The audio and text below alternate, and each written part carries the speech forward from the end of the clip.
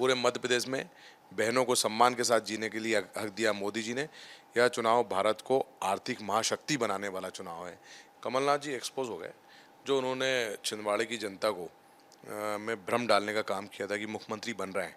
नकुलनाथ जी आधे अधूरे मन से चुनाव लड़ रहे हैं, क्योंकि वो भारतीय जनता पार्टी में आना चाहते थे, लेकिन भारतीय जनता पार्टी ने नो एंट्री का बोर्ड लगा दी। नमस्कार, द न्यूज देख रहे हैं आप। मैं हूं आपके साथ अर्जुन खजूरिया। लोकसभा चुनावों का बिगुल बज चुका है, लेकिन इसी बीच देश में 543 में से कुछ ऐसी लोकसभा सीटें हैं जिन पर पूरे देश भर की नजर है। वहीं अगर बात की जाए मध्य प्रदेश की, मध्य प्रदेश में 29 लोकसभा सीटें हैं, लेकिन किसी सीट पर अगर सबसे ज्यादा नजर अगर है तो वो है छिंदवाड़ा सीट। क्योंकि 2019 में भी देखा गया, जहां एक तरफ बीजेपी 28 सीटों पर जीत प्राप्त करके आई, लेकिन छिंदवाड़ा सीट रह गई। और ना ही केवल 2019, छिंदवाड़ा सीट के इतिहास के बारे में आपको बताऊं तो 1951 से लेकर के अब तक केवल एक बार उपचुनाव में सुंदरलाल पटवा जो है वो यहां से जीते हैं। और दूसरी तरफ एक पहलू आपको यह भी बताऊं कि 1980 से लगातार कमलनाथ जी के परिवार का इस पर दबदबा रहा है। 9 बार खुद कमलनाथ सांसद चुनकर के आए हैं, एक बार उनकी पत्नी अलकानाथ और एक बार उनके बेटे नकुलनाथ जो है वो चुनकर के संसद में गए हैं। इस बार फिर से नकुलनाथ जो है चुनावी मैदान में है। लेकिन इस समय मेरे साथ एक ऐसी शख्सियत है, विवेक बंटी साहू, जिनको बीजेपी ने जो है चुनावी मैदान में उतारा है। और देखने को आप एक लोकसभा सीट देख सकते हैं, लेकिन ये एक ऐसी लोकसभा सीट है जिसमें प्रत्याशी को उतारना, कौन वो प्रत्याशी होगा, ये बीजेपी के लिए भी बहुत मुश्किल रहा होगा। लेकिन अब बड़ी जिम्मेदारी विवेक बंटी साहू जी आपको दी गई है। पहले तो आपका स्वागत है द न्यूज पर। सर, गढ़ कहा जाता है ये, कांग्रेस क्या कमलनाथ जी का गढ़ कहा जाता है, तो आपको जिम्मेदारी दी गई है संगठन की तरफ से। क्या कहना चाहेंगे पहले तो इस बारे में, जो आपको ये क्योंकि एक बड़ा कार्यभार जो है वो पार्टी ने सौंपा। देखिए, छिंदवाड़ा आज जो है गढ़ है केंद्र और प्रदेश की सरकार की योजनाओं का। हमारे छिंदवाड़े में मोदी जी के नेतृत्व में जो गरीब कल्याण और जन कल्याण योजनाएं चल रही है, तो उसमें से एक निःशुल्क राशन की योजना है, जिसमें 16.5 लाख हितग्राही हमारे छिंदवाड़े के, पूरे मध्य प्रदेश में सबसे ज़्यादा। मध्य प्रदेश के सब छिंदवाड़े के 14,25,000 लोगों के आयुष्मान के कार्ड बने, जो मध्य प्रदेश में सबसे ज़्यादा है। पूरे मध्य प्रदेश में सबसे ज़्यादा प्रधानमंत्री आवास छिंदवाड़ा में बने।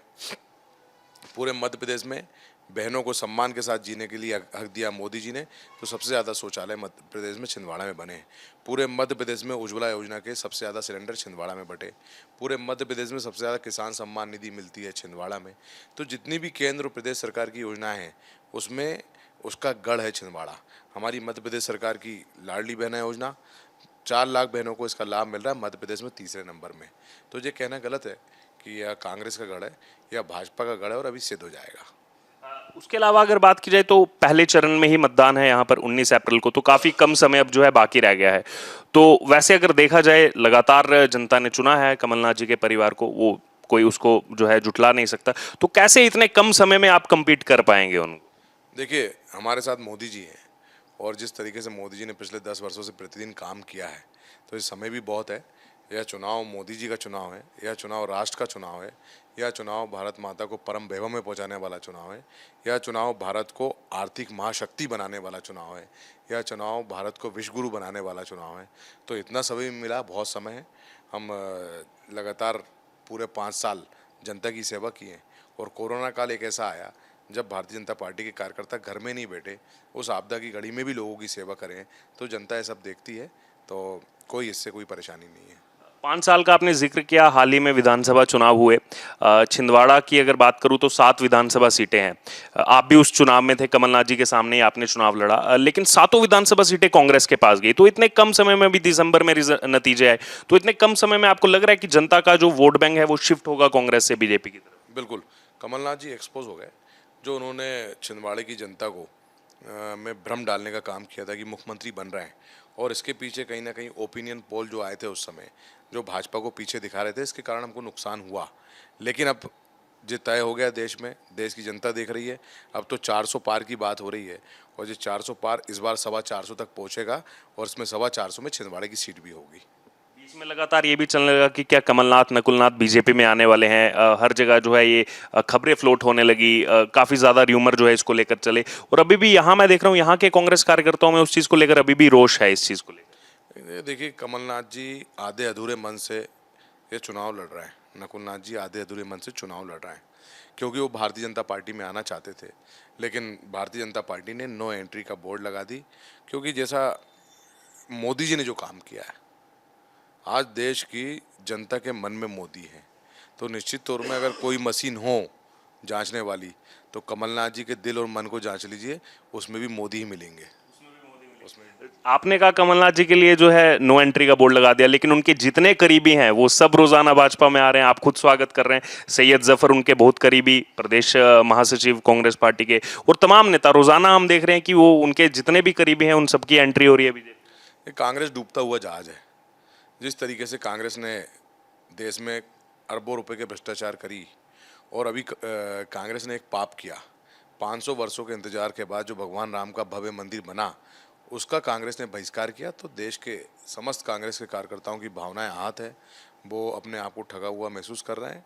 इसके कारण वो सभी लोग भगवान राम के मंदिर के निर्माण के जो मोदी जी ने दिया है, इसलिए मोदी जी के परिवार में शामिल होना चाहते हैं। भाजपा में उन सभी का स्वागत है।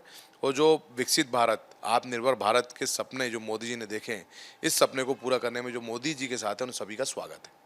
इसी बीच अगर बात की जाए तो छिंदवाड़ा ही नहीं, कुछ दिन पहले कमलनाथ जी का बयान आया था इंदौर से कि हम जो है 12 से 14 ऐसी सीटें जिस पर हम टक्कर देने जा रहे हैं, और हो सकता है 12 से 14 सीटें कांग्रेस यहां से जीत जाए मध्य प्रदेश से और चौंका दे देश भर में सबको। वो अपने ऊपर के लोगों को खुश करना चाह रहे होंगे, क्योंकि वो सब ऊपर के लोग भी उनसे बहुत नाराज हैं। तो ये ऐसा करके कि ऊपर के लोगों को थोड़ा खुश करना चाह रहे होंगे। एक भी सीट मध्य प्रदेश में अब कांग्रेस की नहीं आने वाली। यहाँ की जनता को कैसे आप विश्वास दिलाएंगे कि जो लगातार एक परिवार की लेगेसी चलती आ रही थी, तो वो विवेक बंटी साहू को क्यों चुने? क्यों उस परिवार को छोड़ करके जो है विवेक बंटी साहू के पास हैं लोग? यह चुनाव विवेक बंटी साहू का नहीं है, जैसा पहले मैंने कहा। यह चुनाव मोदी जी का चुनाव है। यह चुनाव राष्ट्र का चुनाव है, और जनता मोदी जी के साथ और राष्ट्र के साथ आएगी। राष्ट्र के साथ आएगी पक्का। क्योंकि अभी ये भी जो लोगों के बीच में मैं घूम रहा हूँ, उनका कहना है कि हो सकता है राहुल गांधी यहाँ पर आए, आकर के रैली करे, उससे कुछ प्रभाव पड़ेगा कांग्रेस की और लीडरशिप यहाँ पर आए, क्योंकि ये लगातार कांग्रेस की सीट रही है। राहुल गांधी जी का स्वागत है। वो तो जहाँ जहाँ जाते हैं वहाँ भाजपा जीतती, तो मुझे सहूलियत हो जाएगी। यानी कि आप चाहते हैं राहुल गांधी आए और उससे आपकी जीत और सुनिश्चित हो जाए? बिल्कुल पक्का। लेकिन अभी तो बड़े हमले कर रहे हैं वो। उन्होंने कहा कि जब तक ईवीएम है तब तक मोदी जी जीतेंगे। फिर ये भी कहा कि मैं तो सिस्टम में अंदर तक मेरी पहुंच है, मोदी जी डर रहे हैं इस समय मुझसे। ये 2 दिन पहले का स्टेटमेंट आया राहुल गांधी। अब वो राहुल गांधी जी जहाँ जहाँ जा रहे हैं, वहाँ वहाँ कांग्रेस साफ हो रही है। और मुझे लगता है कि अब उनकी बातों को इतना सीरियस लेने की आवश्यकता नहीं है। कांग्रेस इस बार 20 से 25 सीटों में सिमट जाएगी। जिस दिन वोटों की गिनती होगी, उस दिन आप देख लेना, कांग्रेस साफ है। कांग्रेस साफ है। लेकिन यहीं से लगता हुआ महाराष्ट्र है, महाराष्ट्र का बॉर्डर है यहाँ से, और कांग्रेस की आपने बात कर दी। एक और नेता है संजय राउत, वो पहले शिवसेना में थे, उसके बाद 2 फ्रैक्शन।